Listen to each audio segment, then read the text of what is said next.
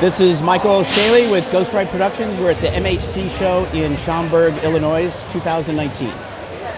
So my first question to you is, what kind of detailing do you like the most? Do you like rods, or like banquet, where you like put in all the bones and everything, or like or tar? What's your favorite out of those? I think with what we do, layering on the detail is probably the most important to me. Whether it's blood or tar, that's really what the customer wants, and we can satisfy that. But it's layering in with the guts and the bones, the eyelashes, the eyes. That's what I like doing the most. Putting in the detail. Every time I've gone to a haunt and I've seen really realistic props, it's always been yours. Thank you. We try to sell to everybody. Yeah, and I'm always impressed by every time I see a new product, that you always come out like a billion new flatbacks, more statics. You always come out with a ton of new things. Well, because we have so many different finishes, like you said, with the rot and the tar and all that stuff, it's really easy to take one character, start off with a look, and then it kind of builds. So like you're always building another look off of that one. So you may rip open the chest off of something and you're like, well, that might be cooler if there was something else missing, or the arm was missing, or the bone was protruding. So from that, you can kind of take one core item and make about 6 or 7 items off of that. I think that's really cool. Well, I really like your customizations and everything. Yeah. Well, like, I love it, like in your catalog, you showcase it really well, where you can show Fester, like tied to the chair. Yeah. And then you show them like frozen, and then like a gunshot wound in the head, all these kinds of things. And a lot of times we just do the 1 or 2 finishes, and then customers will come back with their ideas. And so that's what we're trying to do, is we're trying to do things for their events. Our whole goal is to help people make money with their events. And if we can do it with something that can last a long time and be reasonably priced, then we're doing our job. So I just talked to Tater today about the live cast. And he Who's said, that? Scott from Froggy's Father. Yeah. And I asked him about how he was approached by you guys, and he said you were just real calm and collective, and just said, "Do you want to do it?" Yeah. And he said yes. Well, is that actually how it went down?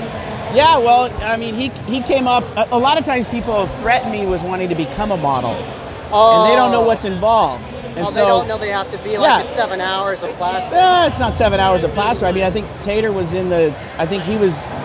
when he first laid down onto the table, he was out in about 1 hour and 30 minutes.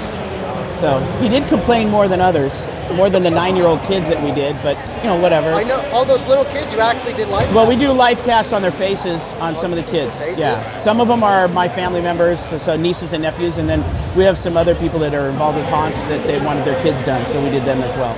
I saw an article I found very interesting, because I was curious how you did the process of the life casting. And I don't remember the lady's name, but she was the one who did the trending one, I think, the one that's Mindy. curled up. Yeah, Mindy. that was our second one. Yeah, she was curled up, and I saw that. I saw a really good use of that Brightness Sound, Passaic, New Jersey. Brighton Asylum has some of those items. I saw it in the corner, and I didn't know if it was real, and I couldn't tell because it was strobe lit. I was looking, and I looked long enough that the whole room started shaking, strobe lit. Yeah. And then they opened a door. I didn't know it was a door. It looked like the wall, and they got me really good. But I'm very happy you had an interview with me. I want to talk to you for many years, and you seem like a really nice guy in your Transworld interview. Yeah, we get hit up a lot for the interviews, but we come all the way from the West Coast, and it's hard to stop and settle down. And this show's a little slower, so it's nicer. It's a little more laid back, but at the Transworld show, it's really hard to separate because we only have a very limited amount of time to talk to people. And we've been in business for over 20 years, so there's a lot of people we need to talk to every year. Oh yeah, because there's a billion haunt owners that want to bounce their ideas off of you. Well, I don't mind that. No, you don't mind that. It's just hard to find the time. So.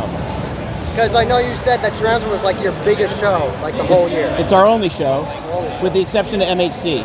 We don't really do any other shows. MHC is just a time for us to kind of get together with some people just before the season really starts to kick in. And I saw you traveled to Honda Overload, and you said you liked that. What in particular did you like the uses of your props there? Well, Eric does a great job and him and his staff. I mean, they do a great job up at that place. And ever since I went to the Legendary Haunt Tour at Haunted Overload, I've gone back every year. And Eric throws me some ideas of what he's looking for, and he gives us carte blanche that, hey, just just can you get me this? And we just do a lot of creative stuff for him, and he uses it in a big way. And it's such a unique place, being out on the apple orchard and having the scale and using the tools and equipment that he uses. It's phenomenal. So I want to help him out whenever I can. Well, thank you very much for talking to me, Mike. All righty. Thank you very much. Thank you.